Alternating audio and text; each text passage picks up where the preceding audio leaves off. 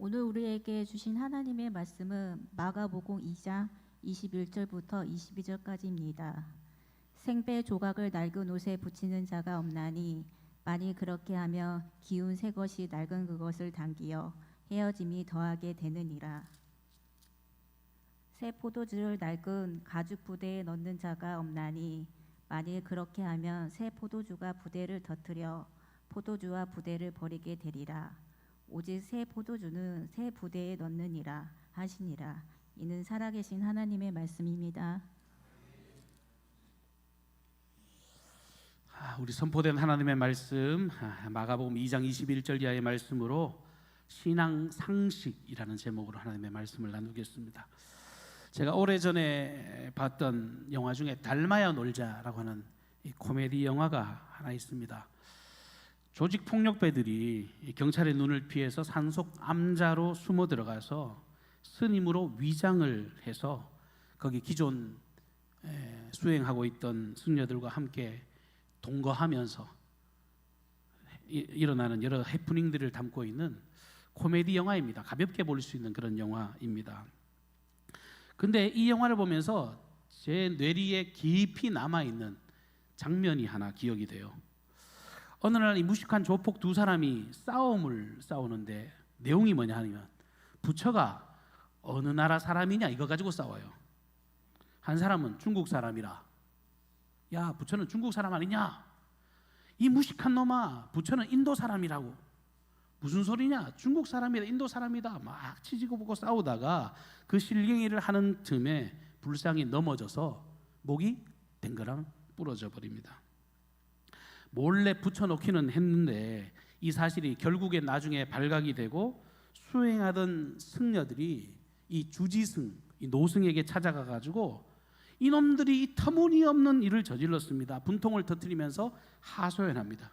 저놈들이, 저 깡패 같은 놈들이 불경스러운 일을 행하였으니까 당장 내쫓아야 됩니다 라고 소리쳤을 때 그 노승의 대답이 걸작이에요. 굉장히 오래도록 기억에 남는 명대사였습니다. 부처님 목이 떨어졌으면 다시 붙여놓으면 될 것 아니냐, 너희들 눈에는 그게 부처로 보이더냐, 그게 아니라면 너희들은 나무 토막을 부처로 섬긴 거냐. 주일 아침부터 목사가 웬 불교 이야기, 승려 이야기, 맨날 이런 이야기들을 하는가 싶으시겠지만, 여러분 제가 오늘 말씀을 준비하면서 그 생각이 들었습니다. 우리 그리스도인들도 자칫 잘못하면 그냥 무속신앙, 그러니까 기독교 신앙이 가진 본연의 가치, 진짜 가져야 될 가르침을 우리가 무시한 채 엉뚱한 길을 걸어갈 수 있지 않을까라고 하는 마음에서 이 말씀을 드린 거예요. 오늘 우리 예수님의 가르침들, 우리 신앙과 관련해서 정말 중요한, 아주 중요한 가르침을 우리에게 주고 계십니다. 공간복음이라 그래서 마태, 마가, 누가 이 세 복음을 공간복음서라 그러잖아요. 그런데 오늘 이 이야기가 이 세 복음서에 모두 다 기록하고 있는 말씀입니다. 그만큼 중요하니까 이 성경을 다 이렇게 다루고 있지 않겠습니까? 왜 그렇다면 왜 중요하냐? 결론적으로 말씀을 드리면 우리 예수님의 오늘 이 가르침은 단순히 새로운 것, 새 것에 대한 가르침으로 머무르는 것이 아니라 본질이 뭐냐? 그리스도인으로 살아가고 있는데, 하나님의 나라 백성으로 너희들이 걸어가고 있는데 너희들이 붙잡고 살아가는 그 신앙의 본질이라는 것이 뭐냐? 그것을 강조하기 위해서 이 가르침을 주고 계십니다. 예수님의 가르침을 보다 정확하게 이해하기 위해서 우리가 앞뒤의 문맥을 좀 더 살펴볼 필요가 있는데요, 마가복음 2장을 쭉 펼쳐놓고 눈으로 한번 따라 보시면서 말씀을 들으시면 좋겠어요. 마가복음이 처음 시작하면요 어떤 이야기가 나오는가 하면 한 중풍병자 이야기가 나옵니다. 혼자 못 움직이니까 친구 4사람이 이 중풍병자를 메어다가 예수님께로 데리고 옵니다. 사람이 꽉 차 있으니까 못 들어가니까 지붕을 뜯어서 예수님 앞에 내려다 놓지요. 그때 주님은 그 중풍병자를 데리고 온 친구들의 믿음을 보시고 그들을 치료해 주셨는데, 단지 이 치유 자체가 문제가 아니라 이때 예수님이 하신 이 발언이 종교 지도자들에게 굉장히 큰 괘씸죄에 걸립니다. 마가복음 2장 5절부터 7절 말씀인데요. 예수께서 그들의 믿음을 보시고 중풍병자에게 이르시되 작은 자야 내 죄 사함을 받았느니라 하시니 어떤 서기관들이 거기에 앉아서 마음에 생각하기를 이 사람이 어찌 이렇게 말하는가 신성 모독이로다. 오직 하나님 한 분 외에 누가 능히 죄를 사하겠느냐. 그리고 이어서 예수님께서 또 다른 곳에 가는데 바닷가를 거니시다가 이 알페오의 아들 레위, 다른 복음서에는 마태라고 되어 있는데 레위나 마태나 같은 사람입니다. 그가 세리였는데 세관에 앉아서 세금 거두고 있는 그 현장에 예수님이 찾아가셔서 그 사람을 예수님의 제자로 불러주십니다. 충격적인 거죠. 그리고 그 세리들과 함께 어울리는 다른 세리들과 함께 그 자리에서 함께 식사까지 나누셨습니다. 이 장면을 봤을 때도 바리새인과 서기관들이 뭐라고 말하는가 하면 마가복음 2장 15절 이하의 말씀에 보면 그의 집에 앉아 잡수실 때에 많은 세리와 죄인들이 예수와 그의 제자들과 함께 앉았으니 이는 그러한 사람들이 많이 있어 예수를 따름이러라. 바리새인의 서기관들이 예수께서 죄인 및 세리들과 함께 잡수시는 것을 보고 그의 제자들에게 이르되 어찌하여 세리 및 죄인들과 함께 먹는가. 여기서 끝이 아닙니다. 또 유대인들의 금식 기간이 됐네요. 예수님의 제자들이 금식 기간이 됐는데 금식에 참여하지 않았습니다. 대놓고 금식하지 않았습니다. 대비가 되는 게 뭐냐면 성경을 보시면 세례 요한의 제자들도 이 바리새인들과 함께 금식했다. 그런데 예수의 제자는 금식하지 않았다. 그렇게 질문을 하거든요. 아니 저렇게 위대한 선지자의 제자들도 금식하는데 너네는 뭔데 금식 안 하느냐. 그리고 이 모습을 보면서 18절 하반절 말씀에 보면 또 어찌하여 당신의 제자들은 금식하지 않습니까? 그냥 보는 것마다 다 눈살이 찌푸러지게 하는 일이에요. 답답하기 그지 없습니다. 제가 지금 세 부분의 이야기를 나눴는데 하는 말이 다 뭘로 시작해요? 어찌하여? 도대체 너희들은 왜? 어째서? 그렇게 지적을 하고 있습니다. 사사건건 예수님과 그 제자들이 하는 일을 시비 걸고 발목을 잡고 있죠. 여러분 근데 그게 유대인들의 입장에서 봤을 때는 그게 지적하는 게 아니에요. 엄청 중요한 일을 하고 있는 거예요. 목숨 걸고 자기의 어떤 신념을 지키기 위해서 최선의 노력을 다하는 겁니다. 유대 사회, 유대 종교적인 간섭으로 볼 때는 이들이 행한 모든 일들은 신앙을 뒤흔드는 매우 심각한 불신앙입니다. 그리고 하나님을 향하여서 공동체를 향하여서 모멸감을 느끼게 할 만큼 정말 죽고 사는 문제로 엄청나게 중요한 포인트들이었다고 하는 겁니다. 자신들은 옳고 예수와 예수의 제자들은 틀린 길을 걷고 있으니까 그냥 너무너무 답답해요. 답답함을 넘어서 이거는 틀렸고 불경스러운 일이라고 확신을 하고 있었습니다. 그럴 만도 하죠. 죄와 저주의 상징. 이 당시에 종교 지도자들은 병에 걸리면 하나님께 저주받았다. 특히 문둥병자 같은 사람들, 중풍병자 같은 사람들, 혈루증 여인 같은 사람들, 그런 사람들을 보면 이 저주받은 인생이라고 생각하고 있었는데 예수가 그들을 마주 서슴없이 만나죠. 그것도 불편해 죽겠는데 거기다가 죄를 사안에 만에 신성 모독의 발언까지 하니까 이거 도대체 용납이 안 되는 겁니다.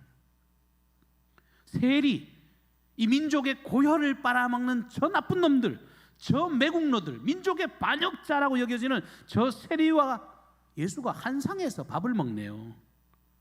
그들과 만나 교제 나눈다는 거 너무너무 수치스럽고 용서가 안 됩니다. 금식을 해야 되는데 그 종교적인 경건의 상징이 금식인데 금식을 대놓고 하지 않는 저 뻔뻔스러운 놈들이 얼마나 한심하게 보였는지 몰라요. 그런데 말입니다. 과연 이 사람들이 하는 말이 옳을까요? 자기들이 정답이라고 확신을 가지고 있는 이 모습들이 정말 하나님 아버지께서 인류를 향한 뜻이고 마음일까? 이 사람들이 정말 심각한 잘못을 행한 것일까요? 아니죠. 사실 이들이 철석같이 믿고 기준으로 따르고 있는 모든 율법이라고 하는 것의 근본적인 정신을 한 단어로 꼽으라면 바로 사랑이잖아요. 율법을 한마디로 요약한 게 예수님의 표현대로라면 율법은 하나님을 사랑하는 것, 그리고 내 이웃을 내 몸과 같이 사랑하는 것, 이게 율법이요 선지자의 강령이라고 하셨습니다. 실제로 하나님은 노예 생활을 하던 정말 종된 의식으로 찌들어 있던 그 백성을 구원하기 위해서 이 모세를 지도자로 보내셨고요, 그리고 그들의 조상들과 함께 일방적으로 언약을 하셨습니다. 그리고 거룩한 백성으로 너희들이 살아가라고 중요한 책임을 맡겨주셨습니다. 너희들이 내가 베푸는 이 신실한 사랑을 가지고 누리고 이 위대한 가치를 온 세상에 드러내면서 살아가라고. 맨 처음 하나님께서 모세를 찾아 이 출애굽의 사명을 주셨을 때 주신 말씀이 출애굽기 19장 5절과 6절 말씀입니다. 세계가 다 내게 속하였나니.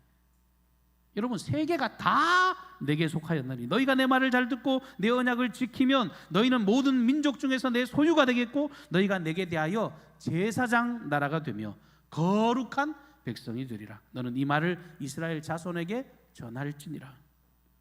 레위기 11장 45절에도 내가 거룩하니 너희도 거룩하라.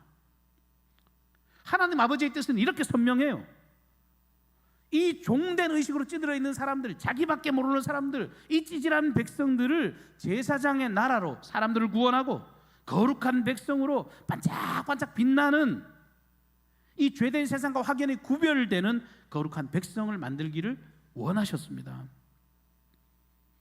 그래서 사랑과 공의의 하나님께서 이 십계명을 비롯한 많은 율법의 조항을 딱 지정해 주시면서 너희가 정의와 공의의 세상을 아름답게 만들어가라. 너희들을 통해서 이웃의 사랑을 실천해서 모두가 행복한, 이 세계가 다 내게 속한 나라이니 모두가 다 행복한 하나님의 나라를 너희들이 만들어가면 좋겠다. 이렇게 명령을 하신 겁니다. 시편 19편 7절 이하에 이 시인이 자기가 믿는 하나님이 어떤 하나님인지를 이렇게 고백해요. 여호와의 율법은 완전하여 영혼을 소생시키며 여호와의 증거는 확실하여 우둔한 자를 지혜롭게 하며 여호와의 교훈은 정직하여 마음을 기쁘게 하고 여호와의 계명은 순결하여 눈을 밝게 하시도다. 여호와를 경외하는 도는 정결하며 영원까지 이르고 여호와의 법도 진실하여 다 의로우니 금 곧 많은 순금보다 더 사모할 것이며 꿀과 송이 꿀보다 더 달도다. 보세요. 하나님의 사랑이 이렇게 아름답고 이렇게 선한 열매로 나타나잖아요. 그러니까 율법의 본연의 정신은 사람을 얽어매기 위한 규칙이 아닙니다. 하나님 아버지의 마음을 드러내고 생명을 이끄는 길로 그 법을 주셨다라고 하는 거예요. 무너지고 왜곡된 곳에 하나님의 선한 질서를 통해서 모두가 행복한 세상. 여러분, 실제 십계명만 봐도 우리가 오해하는 게 이것도 하지 말고 저것도 하지 말고 이것도 하지 말고 늘 그렇게 하지 말고 말고에 초점을 맞추지만 사실 십계명의 선언은 이렇게 시작합니다. 나는 너를 애굽에서 인도하여 낸 내 하나님 여호와라. 나는 구원의 하나님이다. 난 너희를 사랑하는 하나님이다. 다시 말해서 이 복된 관계를 너희들이 회복해서 구원받은 백성으로서 이렇게 절제된 인생, 이렇게 정말 정결한 인생으로 살아가서 아름다운 세상 만들려고 주신 게 십계명이에요. 하나님을 섬기는 자들이 마땅히 드러내야 될 율법 계명. 그래서 진정한 하나님의 사람이라면 마땅히 이 계명을 준수하고 그 계명을 나만 지킬 뿐만 아니라 공동체를 보호하고 약자를 살리는 방향으로 나아가는 것, 그것이 사랑의 하나님의 본연의 말씀이죠. 레위기 19장 19절 말씀에도 원수를 갚지 말고 동포를 원망하지 말고 내 이웃 사랑하기를 내 자신과 같이 하라. 나는 여호와이니라. 가는 곳곳마다 주님은 이 사실을 말씀하셨습니다. 그런데 예수님 당시에 이 종교 지도자들은 예수님 당시를 살았던 그 모든 유대인들은 이 하나님의 뜻을 완전히 왜곡해 버렸습니다. 동상이몽이에요. 나는 하나님이 택하신 선민입니다. 우리는 하나님의 백성입니다. 그 착각에만 빠져가지고 정작 해야 될 일이 뭔지, 무엇을 위해서 자신들이 존재하는지, 왜 하나님의 사랑 안에 거하는지를 잊어버리고 살았습니다. 지금 보십시오. 앞에 제가 세 가지를 말씀드렸는데 그들이 어찌하여 라고 불편했던 이유가 뭐예요? 그토록 분노했던 이유는 그들이 실제로 하나님의 뜻을 어겨서가 아니었습니다. 자기가 가진 의로움에 부딪혔기 때문에 불편했던 거예요. 나는 의롭고 나는 완전한데, 이런 교만한 생각에 그 눈으로 세상을 바라보고 있으니까 하나님의 관점이 보이지 않는 겁니다. 그러니까 하나님의 음성이 아니라 함부로 정죄가 일어나죠. 실제로 그들의 삶은 하나님의 말씀에 순종하는 것보다는 통제를 원합니다. 생명을 살리고 세우는 것보다도 형식을 선택합니다. 사랑보다 판단을 선택했습니다. 사실 금식 하나만 하더라도요, 하나님께서 거룩한 가치를 위해서 명하신 금식은 실제로 보면 레위기 16장에 딱 한 번 나와요. 성경에 보면요, 정결함을 위해서 금식해라라는 말은 딱 한 번 대속죄일에 하는 것 외에는 기록되어 있지 않습니다. 근데 시간이 지나니까, 뭐 예를 들면 좀 이런 거 아니겠어요? 새벽 기도를 자신의 신앙을 위해서 시작했다가 나중에 보니까 안 나오는 사람들만 보여. 여러분, 그건 절대로 건강한 신앙이 아니에요. 금식 기도를 한 번, 두 번 하다 보니까 예수님 시대 때쯤 되니까 어떤 일이 벌어지느냐 하면 일주일에 2번이 고정이 됐습니다. 그리고 그 고정된 시간에 안 나오면 죄인이 돼버렸단 말이에요. 특별히 바리새인과 이 종교 지도자들은 그런 행위를 사람들 앞에 나는 이렇게 열심히 살아가고 있고 여호와의 뜻에 복종하고 순복하는, 헌신을 다하는 그런 삶이라고 보여주는 그런 척도가 됐습니다. 정작 해야 될 사랑의 본질, 신앙의 본질, 그런 것들은 다 사라지고 그 과시하는 전시용의 모습으로 전락해 버렸다는 거예요. 경건의 모양만 남아있고 경건의 능력은 상실해 버렸습니다. 이 사람들은 하나님께 인정받는 것보다 사람들에게 인정받고 칭찬받기 위해서 겉모습을 치장하는 것에 급급해 왔습니다. 그런데 성경이 이런 내용들을 왜 기록하고 있을까요? 이게 비단 예수님 당시 유대인들에게만 국한된 이야기가 아니기 때문에 우리들도 말씀 앞에서 정말 본질을 추구하는 삶을 걸어가라고 참고서로 이 성경을 우리에게 부여하고 계신 겁니다. 혹시 너희들도 신앙이라는 이름으로 살아가고 큰 소리 치지만 사실 뚜껑 열어보면 전혀 신앙과 상관없는, 믿음과 상관없는, 하나님의 기쁨과 상관없는 비본질적인 것들에 너희들이 관심을 쏟고 있지 않는가? 말씀 앞에서 솔직히 저도, 여러분들도 말씀 앞에서 우리의 삶을 투영해 보면 실제로 하나님의 말씀을 최우선시 한다고 말은 하면서도 사실 사람이 만들어 놓은 전통 깨는 거 쉬운 일이 아닙니다. 조상 때부터 내려오던 그 유전을 깬다는 것, 그게 얼마나 불쾌하고 힘들고 어려운 일인지 몰라요. 그것을 우위에 두고 살아갈 때가 많이 있다는 거예요. 물론 전통 다 중요합니다. 여러분, 무조건 잘못된 게 아니죠. 좋은 거 있으면 잘 전달하는 거 중요합니다. 그런데 문제는 뭐냐면 하나님 말씀보다 그게 우위에 있을 수는 없다는 거죠. 누가 이 일을 시작했느니, 이거 언제부터 누가 했느니, 이렇게 하면 사람들이 어떻게 반응하느니, 이건 복음의 진보를 위해서, 하나님 나라 확장을 위해서 정말 아무런 쓸모없는, 전혀 불필요한 덕목일 뿐이라고 하는 겁니다. 우리 기독교를 일컬어서 흔히 개혁교회라 그럽니다.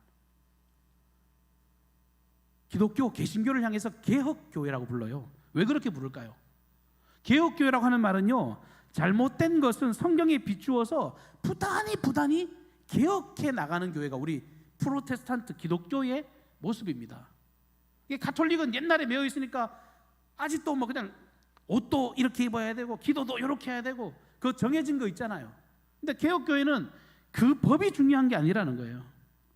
전통과 제도에 매여서 늘 고집스럽게 비본질을 고수하고 대립구도를 이어간다면 주님의 복음이 설 자리를 잃기 때문에 끊임없이 개혁해 나가는 것, 이것이 우리 기독교의 태생입니다. 오늘 예수님께서 예를 들고 가르침에 예화를 들고 있는 것 중에 생배 조각에 낡은 옷을 붙이는 이야기가 나오죠. 그러니까 새로운 천에다가 낡은 것을 덧대서 기우는 이야기를 기록하고 있습니다.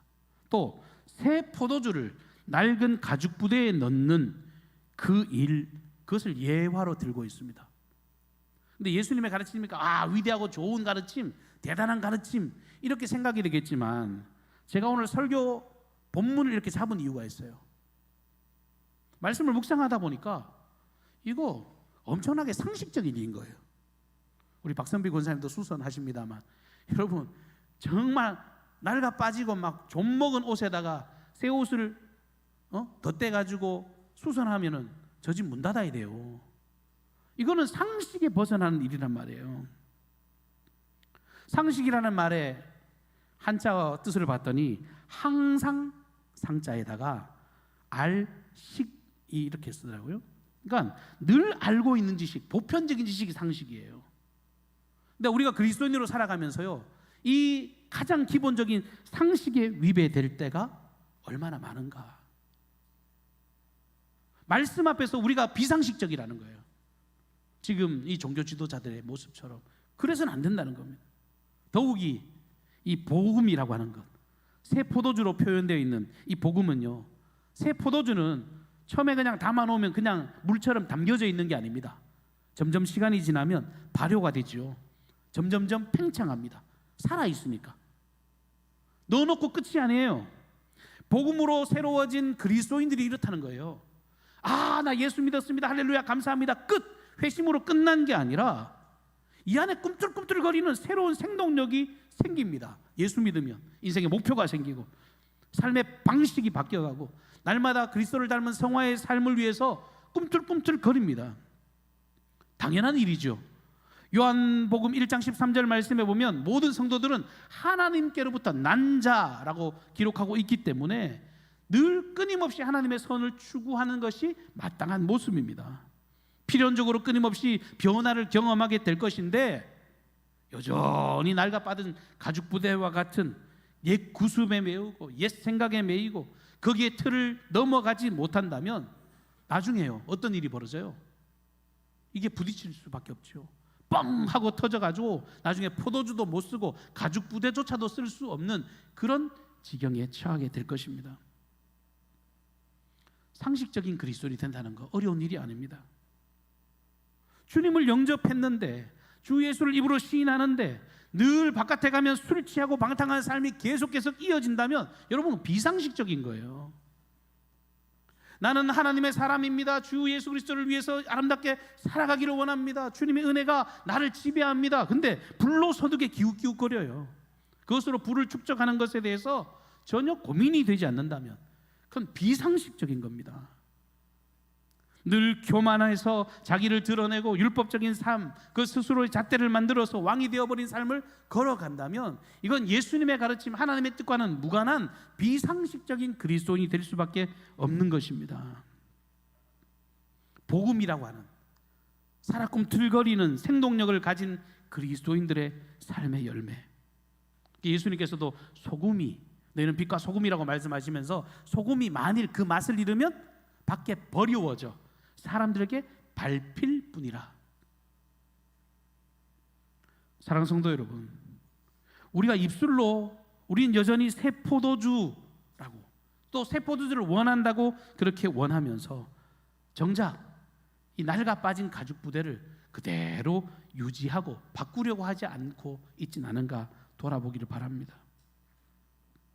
예수님이 말씀하시는 새 부대라는 게 뭘까요? 교회적으로 여러 가지 어떤 시스템이나 새로운 형식이나 프로그램, 여러 스타일 이런 것들도 일면 새 부대가 될 수 있겠지만, 그런데 본질적으로 추구하면요, 그보다 더 중요한 게 뭐냐면 새 부대라고 하는 것은 다른 게 아니라 늘 주님의 말씀 앞에서 새 마음을 가지는 것, 이게 새 부대가 되는 것입니다. 매주일 예배를 드리는데 여러분 사실은 맨날 틀에 박혀시 똑같은 예배라고 한다면 앞서 말씀드린 가톨릭처럼 그냥 그런 종교적인 행위를 계속한다면 굳이 여기 모일 필요가 뭐가 있을까요? 주님의 말씀이 내 마음을 때리면 그 말씀 앞에 즉각 회개할 줄 아는 마음, 그게 새 마음이죠. 찬송 한 구절이 내기 전에 나를 때렸을 때 내가 주님의 자리로 되찾아 돌아가려고 하는 그 마음, 그 새 마음이 새 부대예요. 성령의 인도하심에 내가 내 삶을 드리겠습니다 결단하는 마음이 새 마음이에요.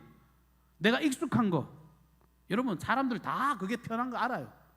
근데 내가 익숙함보다도 좀 다소 불편하지만 말씀에 순종하고 정말 사람을 살리고 세우는 그 마음을 선택하고 그 마음 앞에 서 있는 것, 그게 주님이 주시는 새 부대인 것입니다.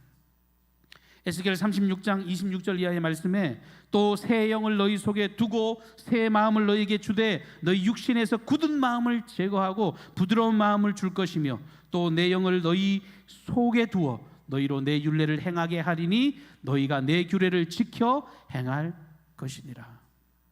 예배하면서 주님이 주시는 새 마음을 덧입게 되시기를 주님으로 축복합니다.